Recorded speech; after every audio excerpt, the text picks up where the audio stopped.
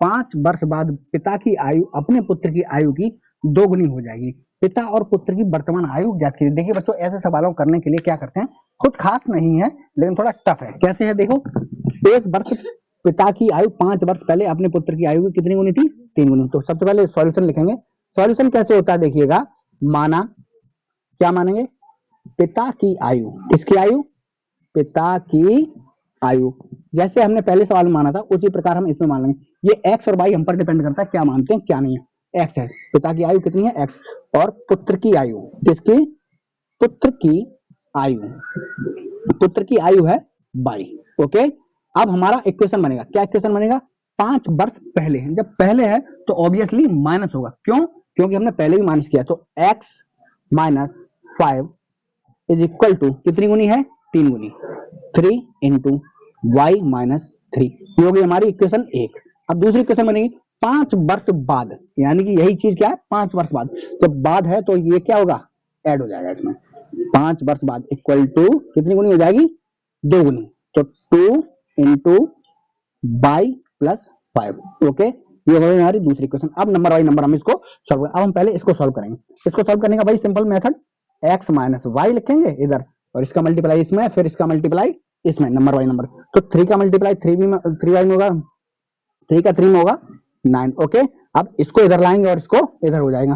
Plus का sign जब बराबर के इधर आएगा तो माइनस का हो जाएगा, जो माइनस का बराबर के उधर जाएगा वो प्लस का हो जाएगा, जैसे कि मैं आपको पहले बता चुका हूं। देखिएगा x माइनस, ये कितने का हो जाएगा, माइनस का। ओके, अब ये माइनस का 9 है, बना रहे, ये जब माइनस का इधर जाएगा तो प्लस का, तो x minus 3y is equal to minus का 5। ये होगी हमारी इक्वेशन नंबर फर्स्ट। अब इसको सॉल्व करेंगे, देखिए कैसे सॉल्व करेंगे, x प्लस 5 लिखा रहने देंगे, अब इसका मल्टीप्लाई इसमें, फिर इसका मल्टीप्लाई इसमें। देखिएगा सेम वैसा ही है, डिट्टो, कोई खास चीज भी नहीं है।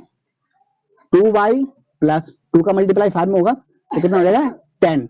कितना हो जाएगा, 10। ये इधर आएगा और ये इधर जाएगा, तो x minus 2y is equal to 10 minus 5, क्योंकि ये प्लस का था, इधर इधर गया तो माइनस का हो गया, और ये इधर प्लस का था और जब इधर आया तो माइनस का हो गया। तो क्या बचेगा यहाँ पे, x minus 2y is equal to 5। ये होगी हमारी इक्वेशन नंबर सेकंड। ओके, अब इन दोनों इक्वेशन को हम एक साथ लाएंगे, क्योंकि हमको यह सवाल सॉल्व करना और x और y के मान निकालने। अब x और y के मान पहले क्वेश्चन की तरह ही निकालेंगे, सेम डिट्टो, कोई तरीका वही तरीका है। देखिएगा x माइनस 3y यहाँ लिखा रहने देंगे, इज इक्वल टू माइनस 5 लिखा रहने। अब इसको हम इधर लिखेंगे, x minus 2y is equal to 5।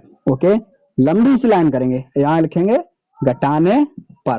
क्या लिखेंगे, घटाने पर। क्यों घटाने पर लिखेंगे, क्योंकि हमको चिन्ह चेंज करना है। अगर ये पहले से ही प्लस और माइनस का होता तो हमको घटाने पर नहीं लिखना पड़ता था, हमको क्या लिखना पड़ता, जोड़ने पर। तो यहाँ पे चिन्ह चेंज होगा, ये प्लस का है तो माइनस का है, ये माइनस का है तो प्लस का, और यहाँ पे जब ये प्लस का है तो ऑब्वियसली माइनस का। देखिएगा तो ये x से x कट गया, सिंपल, x है और x है, एक माइनस का एक प्लस का, तो कट गया। ध्यान रखना, क्योंकि हमने आपको बताया माइनस का 2 और प्लस का 2 जब होता है तो इससे ये कैंसिल हो जाता ना, तो हम इससे ये कैंसिल कर दिया।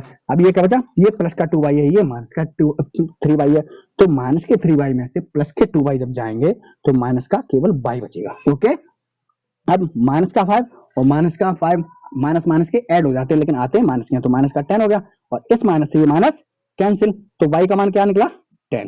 ओके, y की वैल्यू कितनी निकली, 10। ठीक है, अब हम क्या करेंगे, इस y के मान को लिखेंगे यहाँ पे, y का मान समीकरण नंबर चाहे आप इसमें रख दें और चाहे आप इसमें रख दें, जैसा मन करे आप वहां रख दें, कोई दिक्कत नहीं है। मैं तो समीकरण नंबर 2 में रख रहा हूं, आपका मन करे तो आपका नंबर 2 में 1 में रख दें, कोई दिक्कत नहीं। समीकरण 2 में रखने पर देखिएगा कैसे होगा। अब जब इधर रखेंगे तो ये रहा समीकरण नंबर 2, इधर लिखा रहेंगे x माइनस 2, y का मान कितना निकला, 10। ये आपने मल्टीप्लाई का चिन्ह इसलिए लगाया क्योंकि ये आपस में मल्टीप्लाई में ही होते हैं, इज इक्वल टू 5। तो x माइनस 10 का मल्टीप्लाई 2 में होगा, 10 2 जा 20 इज इक्वल टू 5। ये इधर माइनस का और इधर जाएगा तो प्लस का। ओके, तो x is equal to 5 plus 20, x बराबर ये दोनों ऐड हो जाएंगे, कितना आया 25। देखिए x का मान कितना आया 25 और y का मान हमारा कितना आया 10। कितना आया 10, ये देखिएगा, यानी कि पिता की आयु कितनी थी, x बोले तो 25 और पुत्र की आयु 10। ओके, यानी पिता और पुत्र की आयु दोनों की आयु निकल आई है। ठीक है, अब देखिए दोनों की आयु निकल आई कि नहीं निकल आई। इसी तरीके से ऐसे सवालों को सॉल्व करते हैं। ऐसे सवाल देखने में तो कठिन लगते हैं, लेकिन ऐसे सवालों को सॉल्व किया जाए इस मेथड से तो बिल्कुल कठिन नहीं है, बिल्कुल सिंपल है। अगर पिता की आयु पहले दे रहा है तो ध्यान रखना उस चीज को एक्स में से घटा देना।